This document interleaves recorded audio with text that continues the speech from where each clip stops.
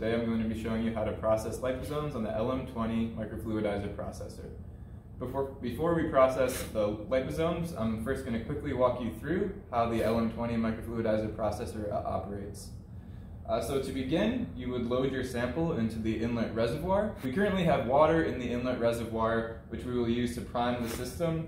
But once the system is primed, again, this is where you would load your inlet sample. Once your sample is poured into the inlet reservoir, we will begin by turning on the motor and then the intensifier for the system. So it's a pretty simple system on the LM20 where it is a touchscreen that you use to both start the motor and the intensifier. So essentially what we will do is we will set the processing pressure. We currently have it set for 30,000 psi, which is the processing pressure that we want. So we're going to go ahead and enter that. And then once we want to start processing, we'll turn on the motor and then the intensifier. Once the motor is on and we turn on the intensifier, the pressure will build in the microfluidizer processor, and then the plunger will retract, drawing some sample in, and then it'll push forward to force your sample through the interaction chamber. So we currently have an F12Y interaction chamber set up on the LM20 microfluidizer. This is a 75 micron interaction chamber. So once the plunger forces your sample forward, it'll pass through the interaction chamber and then through this cooling coil and then into the outlet.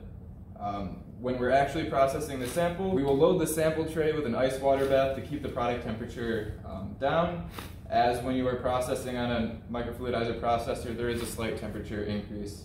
Before we start processing, I'm going to quickly show you how to prime the LM20 microfluidizer processor. It's a pretty basic system that is used to prime this machine. What we're going to use is essentially use this stick to depress the check valve, which is a ball on a spring. What this does is this will remove all of the air from the system, and once we stop seeing bubbles, then we can be confident that all of the air has been removed from the system. So I'm going to simply place the stick and depress the check valve, and you can see a lot of the bubbles coming up. The bubbles have stopped, so we can be confident that the system is primed.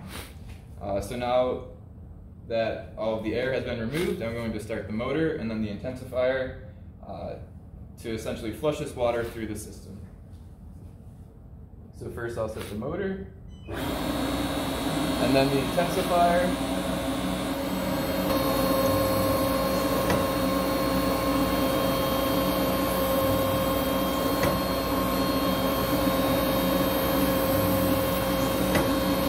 And I brought the water level just above this inlet check valve so that when we introduce the actual liposome sample, we will minimize the amount of dilution. So here we have a premixed sample. Typically, liposomal samples can be premixed in one of two ways, either via film hydration. In this case, you would create a lipid film and then hydrate the film and mix above the transition temperature with either a high speed or a high shear preprocessor. The other common method used to premix liposomes is simply adding the lipids to the aqueous phase and also allowing proper hydration time, mixing, and ensuring that you're processing at the transition temperature.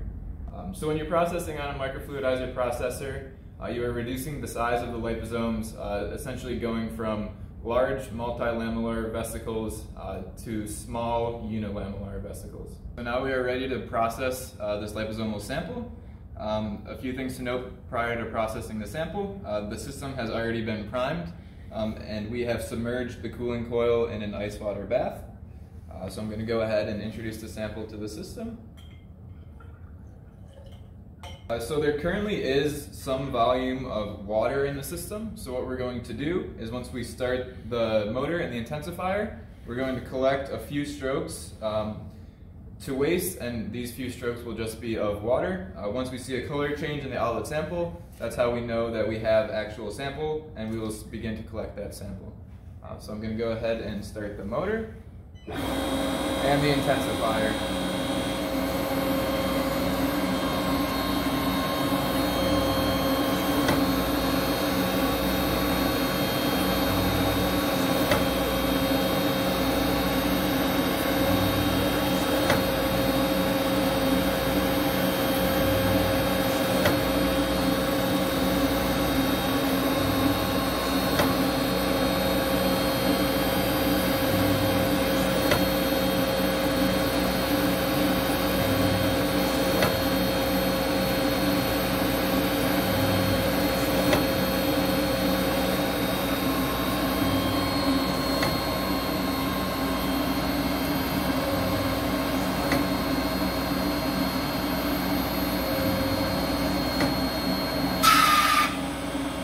So you can see we've collected a sample after one pass, and it is much more translucent than the unprocessed or the pre-processed sample.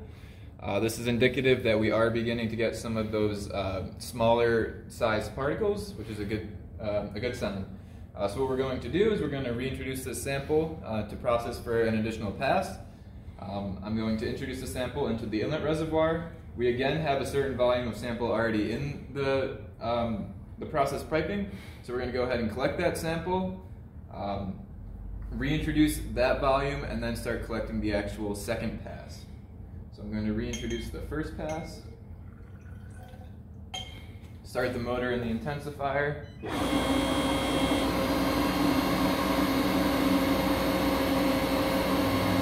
collect the hold-up volume,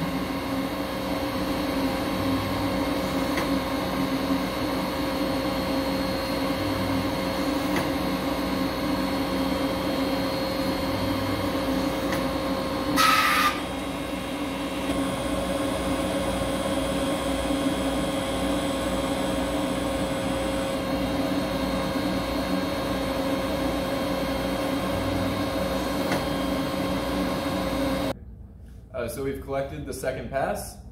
What we are going to do is we're going to reintroduce it to the system, process, collect the hold-up volume, reintroduce that, and then we would collect the third pass. And this is the process that you would follow for as many passes as you would need in order to achieve a liposomal sample with the correct characteristics. You can see from the left to the right we have the unprocessed sample, a sample that was processed for one pass, and sample that was processed for 3 passes. You can see that the samples gradually get more translucent with additional passes, which correlates with the reduction in the particle size of the liposomes.